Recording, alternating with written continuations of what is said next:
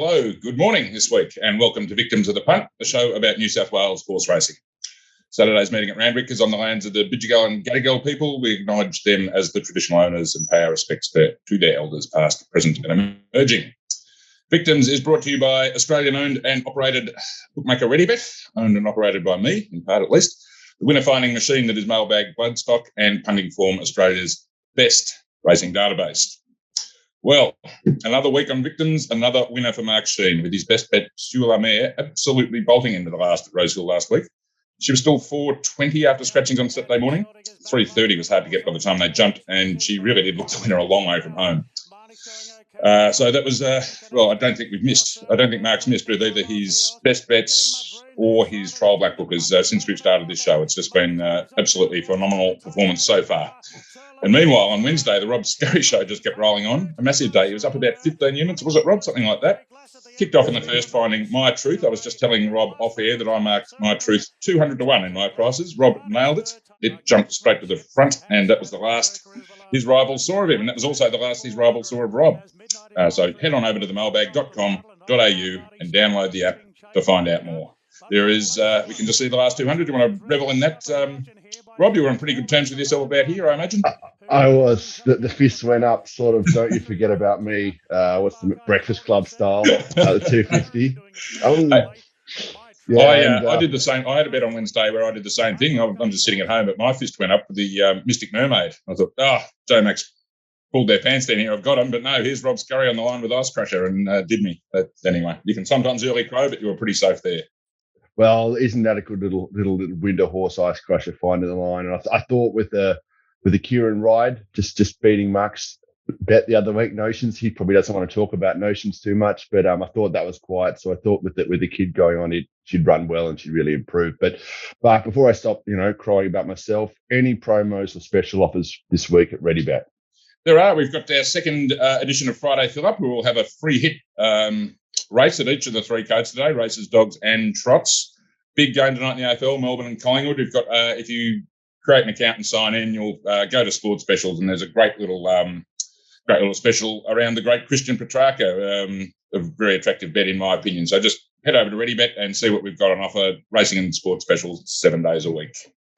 Okay, RedfernExpress BLACKBOOKERS, the segment everyone's been waiting for. The best free content you find on Sydney racing, presented by mailbagbloodstock.com.au. And this week, thank God, we've got a different one. It's a star witness out of Express Central Colt. It's a half-brother to Umgawa, who's a multiple city winner in Melbourne and nearly 400K in stakes from 15 starts. This one's been broken in up in Queensland. It's going really, really well. So spelling in the winter conditions. Heads to the same trainer as Umgawa in Leon and Troy Corstens. Get well, Troy. Troy loved how big and strong this colt was, and he thinks there's a lot of quality about him. And we'll get to see him in the late 2-year-old season. So email for Jono at themailbag.com.au to get more info. Okay, two more for the Black Book this week. A Team Hawkes 3-year-old who raced in the very best company in the autumn, Sebenak. Mark. Yeah, Sebenak won his first start at Caulfield, and then he had another run at Caulfield after that, and ran in the Golden Slipper, and he just got in the worst part of the track there. He's a magnificent type who really took my eye in the yard before the Slipper, actually. He's quite a nice trial. He was allowed balance up midfield, got to the outside, definitely in the best going at that stage of the day, but he really did finish off quite well in pale green and purple. He's also slated to trial at Warwick Farm on Friday as well, so you can just have a look how he's progressed since this first trial. He's in one of the very strong heats there, so I'm sure they won't ask him for much. But against his own age here, just watch him get to the outside. Pike just gives him a little bit of a dig up there over the final 200 metres, and I really like the way he extended. Look, they'll probably aim him at the really good races. Not sure he's right at the top level, but I think he'll certainly get away with a black type race through the Spring Carnival. So looks a very nice horse to my eye. Just pop in with an aside there. The second horse in that trial, Astra Wally, from the Ryan stable, is named after one of the very best rock and roll songs, in my opinion, in Australian history off the first Rose Tattoo album. So if you don't know that one, check it out. Do yourself a favour. Well, thanks for that, Mark. Our next one for the Black Book is another 3-year-old, this time from the Matthew Smith stable. We had a nice maiden winner on Wednesday, actually. This one's called Headwell. Yeah, Headwall. Look, I was waiting for this horse at the provincials. He was scratched one day by Matthew Smith, where he looked immoral, and then they still lined up the week after. I think one meeting was washed out. But here he is. He's right back to second last. He's in pink and pale blue colours. I thought this was a much better trial than when he trialled prior to him winning. This looked a step up to me. He gets back here. Now, he does run second in the trial to Tiger Legend, who formerly raced as Tiger Heart and won the Group 3 Vo Rogue in Queensland. Tiger Heart's now owned by Bon Ho, outside the lead in the white and red, and Headwall just eased back there by McDonald to second last and just about to come across heel to the outside with those pale blue sleeves. Love the way it finished off here, taking on the older horses. So I think this horse is quite progressive. He's only won a maiden in Newcastle over 900, but I would say that would be too short for him realistically. He looks a horse who's going to be much better over he gets over further. So I think he's certainly one to put in the Black Book. Headwall was identified by ReadyBets analyst on our Monday report after its Newcastle winners 1-5, so the stars aligning a bit there. Interesting too that he's trialled over 1,050 here after debuting over 900, so clearly that 900 was just a pipe opener, wasn't it? He'll be aimed up at longer races than that for sure. Right, we move on to Saturday at Randwick. Currently a soft 6, I believe, but a couple of warm days in prospect. Almost certain to be upgraded, I would think. Well, firstly, there wasn't too much rain yesterday, was there? We had some rain last night. I actually thought the track might go backwards. I was in the Randwick area last night and it was raining, but they've left it a slow 6. Okay. Probably on the strength of the fact that we're going to get a sunny day today, so it should be on the improve anyway. And same again tomorrow by the look of it. Rail true, so fairish, maybe with runners on getting their chance, I'd think. Yeah, I'm a bit worried about the inside. I've got a question mark on the inside when the rail's true there if it's a bit soft, but we'll just see how the way things go. Yeah, I think I think if you can get away from it, if you're not back and buried, if you can get to the middle and the straight, you should be okay. We've got the slide there with the punting form meeting data up now, and that's telling us pretty much what you said, Mark, that lanes 5 to 7 from the 400 are best suited. There's a bit of noise in that data. But also the backmarkers get more of a chance under these conditions than most. Okay, of the big guns riding at the meeting, Nash seems to have the best Randwick stats. On the last 100 data, Sam Clipperton going very well. I think a lot of people have picked that up. And just among the lesser lights, so to speak, also going well on the last 100 are Kathy O'Hara and Louise Day. So they might be flying under the radar a bit, market-wise anyway, although spring is around the corner, so it does get tougher for some of those lesser lights to compete once the big boys get serious. But anyway, we've got 2 races to have a more in-depth look at now. We start with race 6, the New South Wales Jockeys Reunion Handicap. That should be a good turn as well. Anyway, we'll start with the markets. Mautai at $3, 2 Stoical 13, 3 Quick Tempo 12, 4 Van Giz 11. Down to number 6, Smyrnova at $4.20, 8 Leo at 6, and number 10 Rita May at 11, and 11 Super is out of the market. Mark, over to you. Yeah, very interesting race. I think a lot will depend on how Mautai parades here. He has been gelded since his last preparation and was ridden by Hugh Bowman in a trial, and he got him to settle back off the speed. We've seen him rip away in previous trials and lead by 8 or 10 lengths. So he might be a new version of Mautai this time in. But having said that, I'm tipping Smyrnova here. I think she's very good fresh. There's not a lot of her. She's only a small-framed mare. But I think she sets up well here. Looks to be a stack of speed with Leo, Rita May, maybe Mautai if they go forward. They might try and hold him up, I don't know. But he has drawn the inside, so that is a slight query for me. We'll just have to see what happens in the first 5 races. But I think Smyrnova looks to map just off the speed here. Very good fresh, nice trial recently at Rosehill where she led one off the fence, which I think is always hard to do. And she still found a little bit of a kick when asked in the straight. So I think if she can find a smother just off the speed here, she'll be poised, I think, in the right lane from barrier number 5. Tongue tie goes on. got a pull in the weights here over Mailbag, 5.5 kilos, and I just don't think she handled those really heavy tracks towards the end of last preparation, and I'm happy to have something on her in race 6. Rob, of these two favourites, have you been in their corner before? Were you and Smyrn over at that night meeting at Canterbury when she won well? I don't think so. I try to avoid the Canterbury nights. It's really hard to pick them up once it gets dark to my eye. Mailbag, gelded now. Always a pacey horse. So that'll be an interesting watch. I was on quick tempo at Kenzo first up. I thought it ran well, but probably a rung just below this. But he was very forward. So if he's going to win a race, it's going to be in the next one or two. I'd suggest. And look, I love the way Mark's talking about Smyrn over here. It does seem to be map suited. It's got the good runner on.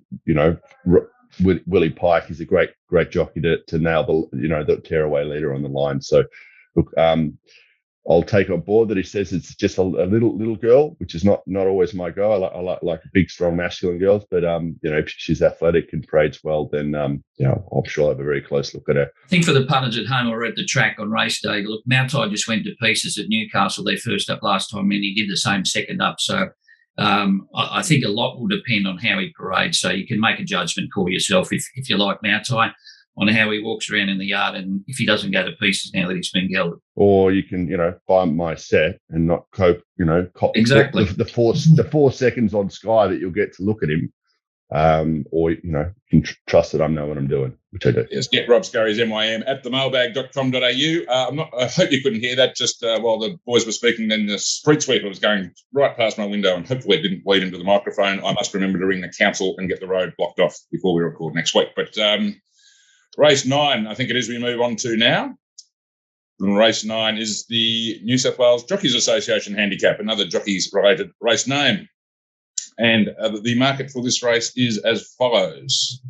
Number 1, Bold Mac, a RedfernExpress Trial Black Book winner at $5.50. 2, Contributing Factor, $4.60. Number 4, Elefare, $5. 5, First Light, $5.50. 6, Casino Kid, $13. 7, Safika, $10. 10, Fjordland 10, and Bigger the Rest. What have you found for us here, Mark? I think I know what it is. Yeah, Contributing Factor. Look, I tipped him when they were washed out. Had something on him last week when he was back in distance. I tipped him in a mile race there at Randwick when they were washed out a couple of weeks ago. He went back to 1,300 and blinkers went on. He's in the purple and white halves here. I thought he ran a great last 600 split here. I got him the best of the day, actually, of the winners. And he charged. The line looked great in the yard. This was his first run for 7 weeks, by the way. And I think he'd be much better suited going to 1,600 metres. So Dylan Gibbons takes 3 off his back, so he's effectively up no weight. And I think he sets up quite nicely. The one I am a little bit worried about at odds is Casino Kid here. I know he's jumping sharply in distance, but he looked fantastic in the parade before the first up run in that race, the Conscript one, where they walked in front and he had to come from last and make up a lot of ground. So if they are swooping from the back, I'm definitely going to have something on Casino Kid as well. But I think Contributing Factor is certainly the one to beat. Did you back him last week, Mark? It was a bit of a different setup from the Randwick race you were talking. I did have something. It wasn't the same bet I had at Randwick when they were washed out, but I did have something on. I was just a bit worried about the 1,300 metres, but he overcame that, which I think is a good sign that, he'd been trained for a mile race and then within a week went back to 1,300 metres, so to speak. Well, I'm glad for your own mental health, if nothing else, that you did have something on him, because that would have been very painful to watch if you hadn't. I have to agree with what you said about the times he's run last Saturday. Compared to some really stronger races over the same trip later in the day, he stacks up really well, both overall and sectionally. It was a very impressive performance on the clock, and he's really in for a good prep. Rob, you'd know most, if not all, of these. What have you got to tell us about him? I'm interested in your thoughts on Bold Mac, which Mark found off the trials, and it won first up. What do you make of it? Bold Mac, he looked good. He was recently clipped, which can make it a bit tricky. But yeah, I'd say bet at least a decent type, maybe towards decent to good type. I wouldn't be surprised if he improves, but Contributing Factor, really, really strong horse to my eye. He looked like he could improve off the run last start. I was also worried about the 1300. But he's come out of that right form race from earlier in the winter with Crosstalk and Jojo as the man. I think he goes very close to winning on a run on speed. He shouldn't get too far away. He's got, Dylan Gibbons. If you want a 3 kilo kid in town, it's him. And the rest of them, I see no stars here at all. So I think it's out of the 1 and the 2. Silent Agenda will probably run a kind of, an honest race as he usually does.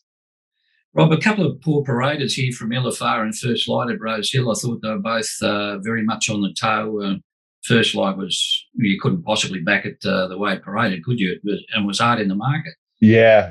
Look, very Chris Waller-like parades, both those two. So I guess there's a bit of a watch on there. If they walk around in the usual relaxed fashion, maybe that they'll show their worth.